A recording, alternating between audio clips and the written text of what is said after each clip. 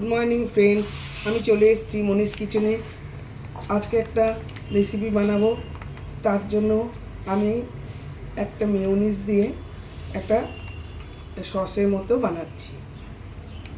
আজকে 14 ফেব্রুয়ারি, তোমরা নিশ্চয়ই এনজয় করছো। আমার কাছে রোজই 14 ফেব্রুয়ারি। তোমাদের কাছে কি রোজই তো নাকি?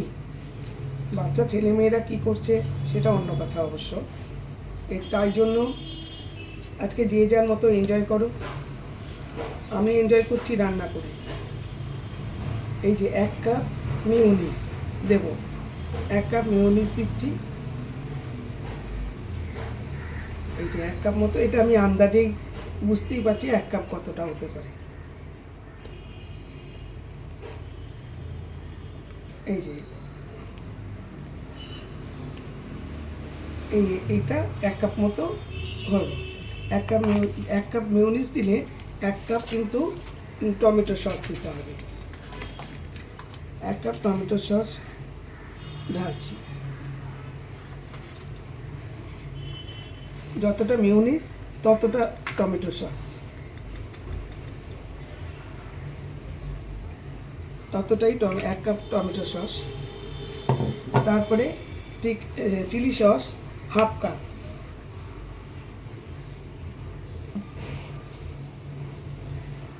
এই যে চিলি সস ½ কাপ দিলাম। চিলি সস ½ কাপ দিলাম। এবার দেব আমি গোলমরিচের গুঁড়ো।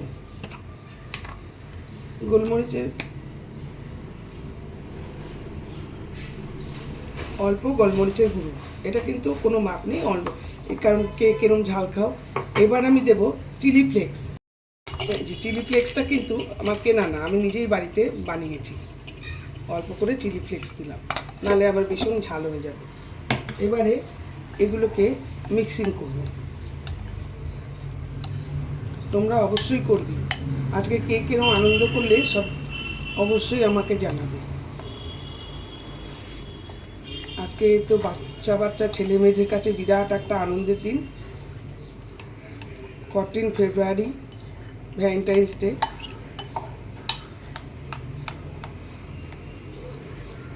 আমরা বাড়িতে খাওয়া দাওয়া করে এনজয় করব। তাই জন্যই আজকে এই রেসিপিটা বানাচ্ছি। এটা একটা সস বানালাম, সব কিছু দিয়ে এটা একটা সস বানালাম। তোমরা অবশ্যই বানাবে। এই যে আমার সসটা কিন্তু ডান। সসটা এবারে রেডি করে রাখবো, এবার ফ্রিজে রেখে দেবো। আর এটা দিয়ে খাওয়ার জন্য যেটা বানাবো সেটা হচ্ছে চিকেন পপকর্ন। সেটার এখন প্রসেস করব, দেখতে থাকো, সঙ্গে থাকো। চিকেন পপকর্ন বানানোর জন্য আমি প্রথমে গোলমরিচের গুঁড়ো দিয়ে দিলাম। ছোট ছোট চিকেন কেটে নিয়েছি, একদম ছোট ছোট কেটে নিয়েছি। একটু বেশি গোলমরিচের গুঁড়োটা দিচ্ছি, আমরা তো একটু ঝাল খাই বেশি। আচ্ছা, তারপরে দিয়ে দিচ্ছি পরিমাণ মতো নুন।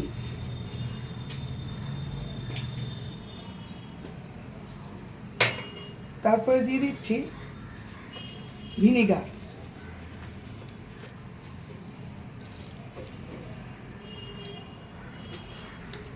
তারপরে দিয়ে দেব অরিগ্যানো।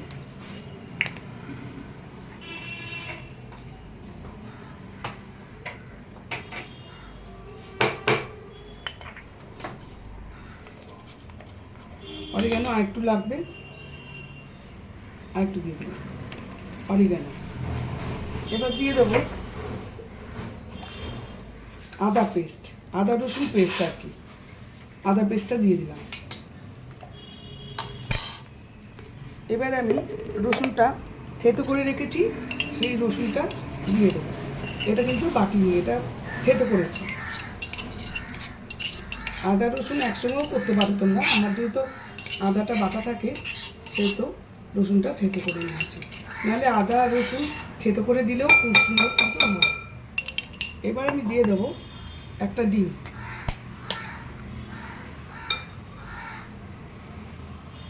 একটা ডিম দিয়ে দিলাম।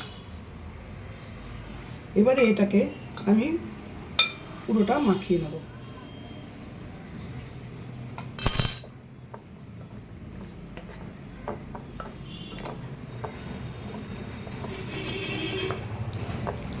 পরে আমি একটু লঙ্কার গুঁড়ো দেবো, কিন্তু এটা একটু ভালো করে একটু মিশিয়ে নিই, তারপর দিচ্ছি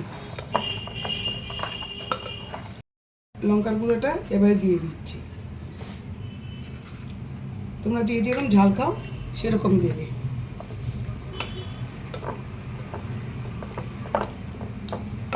ভালো করে পুরো উল্টে পাল্টে মিক্সিং করে আমি ঢাকা দিয়ে এখন রেখে দেবো। যখন আমি ভাজবো বা খাবো নিজেরা, তখন আমি দেখাবো। সকালে দেখিয়েছিলাম যে চিকেনটা ম্যারিনেট করে রেখেছিলাম পপকর্ন করার জন্য। এখন আমি ময়দার মধ্যে লঙ্কার গুঁড়ো আর অরিগ্যানো দিয়ে দিয়েছি, আর একটুখানি নুন দিয়েছি। নুন দিয়ে এটাকে মিক্সিং করে নিলাম। আর এইদিকে ঠান্ডা জল রেখেছি, একদম ফ্রিজের ঠান্ডা জল রেখেছি। এইবার আমি চিকেনগুলোকে এই চিকেনকে এই ময়দার মধ্যে ফেললাম। ময়দার মধ্যে ফেলে বরফ ঠান্ডা জলে নিয়ে আবার এর মধ্যে দিলাম, দিয়ে এইবারে এটাকে ভাজবো।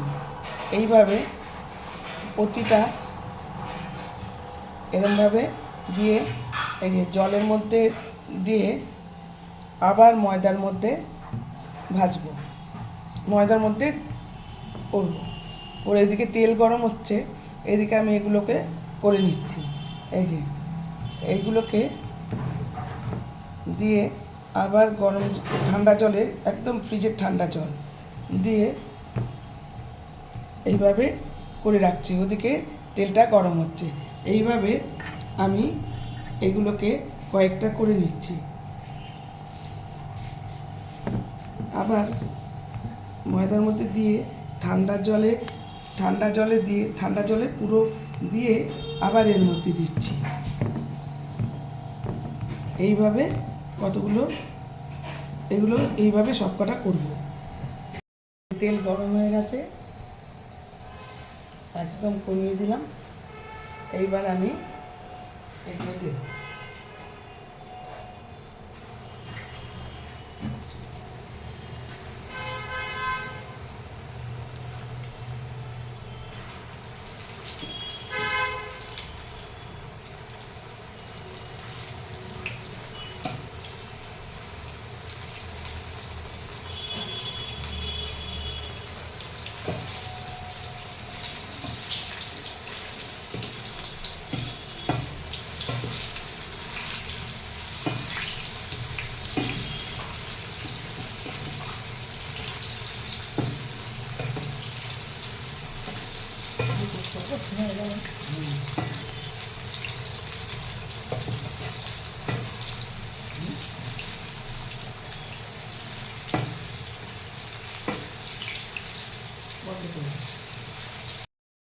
ভাজা হয়ে গেছে চিকেন পপকর্ন।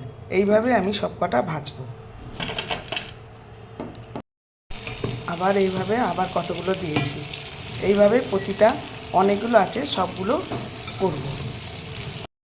বন্ধুরা দেখো, এই যে চিকেন পপকর্ন আমার রেডি, ভেজে নিয়েছি, একদম সুন্দর হয়েছে।